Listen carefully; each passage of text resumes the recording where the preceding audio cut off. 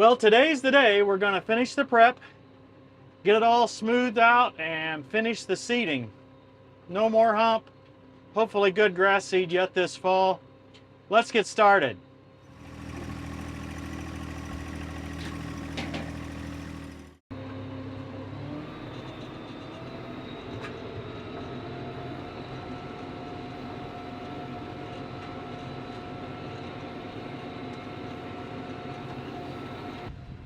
Usually I use the tiller for this stage. I'm getting it all kind of fluffed up a little bit. We're going to run the power rake over it later. But today I'm using the disc for a couple of reasons. One is I don't get to use the disc that often. So anytime I've got a space this big, it's kind of fun to actually use the disc. Another reason is I've got an air-conditioned cab. Yeah, I do have the new 3520, or new to me, 3520, but it still is going to take a long time to till it. That's the other reason. Disking is much faster than tilling, even though I will go over it multiple times. You can see that I'm overlapping here quite a lot.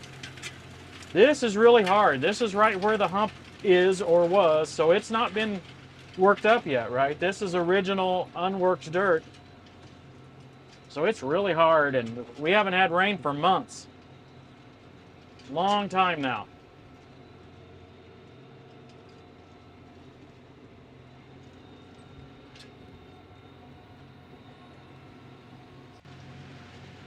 Now, if I'd have had my way, we would have got a little rain, maybe 1/4 of an inch, 1/2 an inch, and then we would have been able to have worked this much more easily. And then we could have seeded. I think it would have been better, but we just haven't had that opportunity. There's been no rain at all, so no opportunity for that. We do understand there's rain coming in just a few days, so we want to make sure we get it seeded before that. This may be it for the fall. I'm wondering if it's too late to get seed to grow. Again, we haven't had rain in so long that it wouldn't have mattered if we'd have planted it, say, even the 1st of October. Or even into September. We would not have grass now. If it had sprouted, it would have died. There was no way we could water this much. I think even if we'd have covered it with straw very thoroughly, it would have been very unlikely that we could have kept this growing. So we're just making the best of the season we've been given.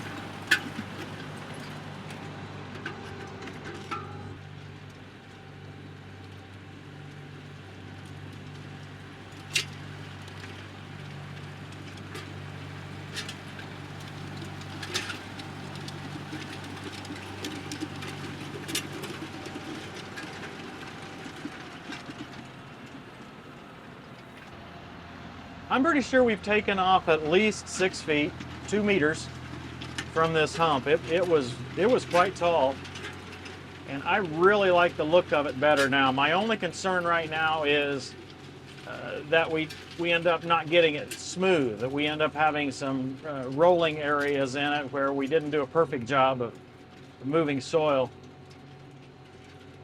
That was hard to get perfect. It really was. Hopefully with the power rake, we can at least improve that so those ripples aren't so pronounced.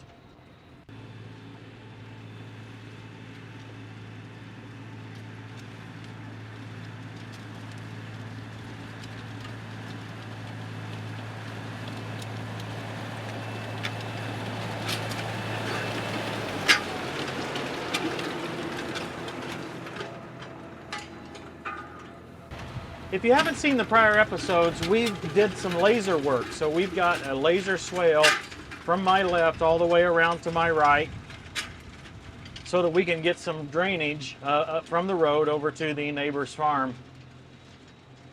That's the way it's supposed to drain, but the slope just wasn't perfect for that.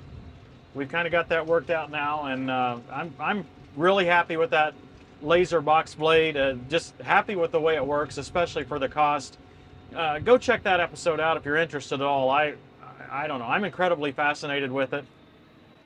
I hope you are too.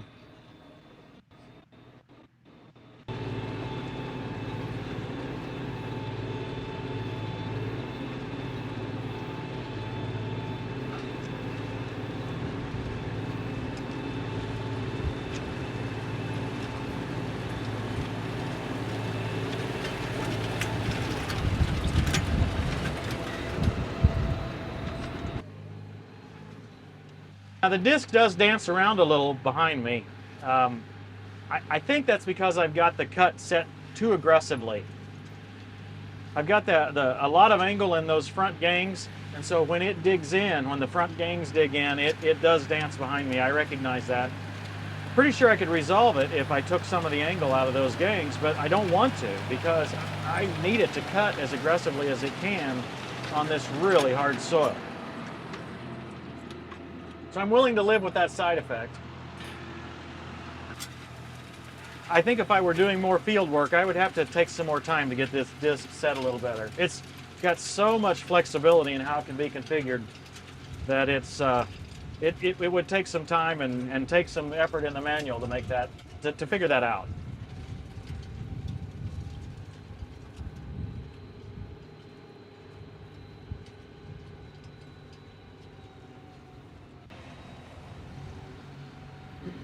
This is the smallest pull-type disc that I know of. I don't know of anybody else that makes a smaller pull-type disc. I wanted a pull-type disc because they're so much heavier than a 3-point hitch attached disc.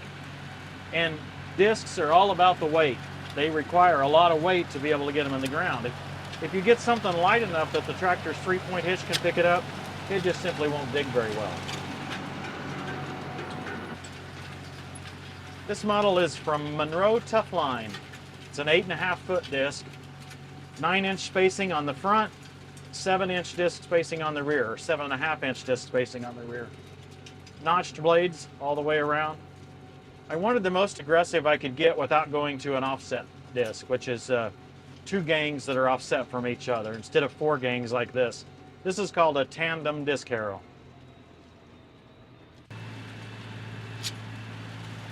It's amazing how hard this is. This is all fill here, but we've driven over it so many times that it's really packed down. I don't think it'll settle much, if any. Well guys, this is about it for the fun part. Fun part for me at least. I've got air-conditioned cab. This dust isn't bothering me. But the rest of the day, I'm going to be in the Dust Bowl.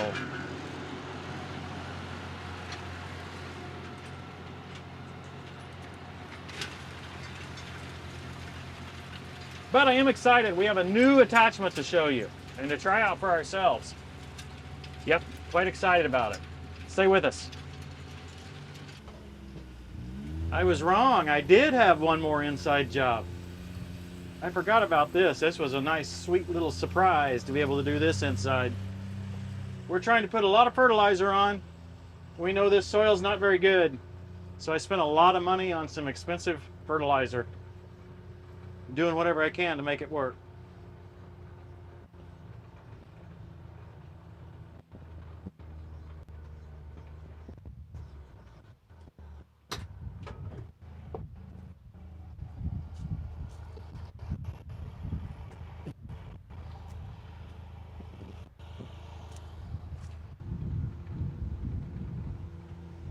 So I'm doing okay so far. It's always kind of a guess as to the application rate, how fast I should be going, etc. I just remember it's not rocket science.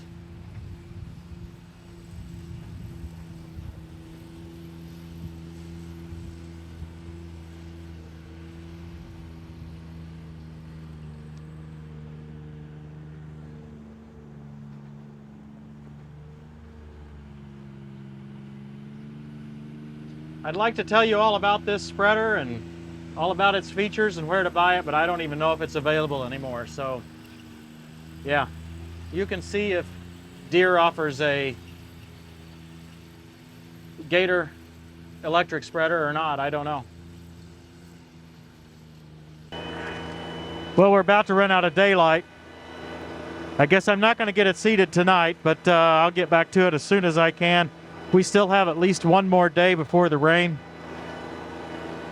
So I'll work on it here as long as I can, and I'm afraid I'm going to have to till the part that was the original hump again. It's just so big clods and all, I just don't think I can handle it.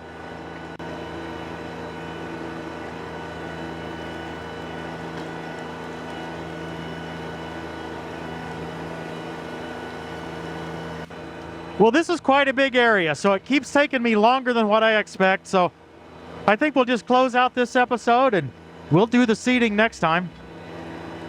So I guess I should say so long from the Dust Bowl. Hope you enjoyed it. Thanks for watching, everybody. We'll see you next time on Tractor Time with Tim. Who has the wisdom to count the clouds?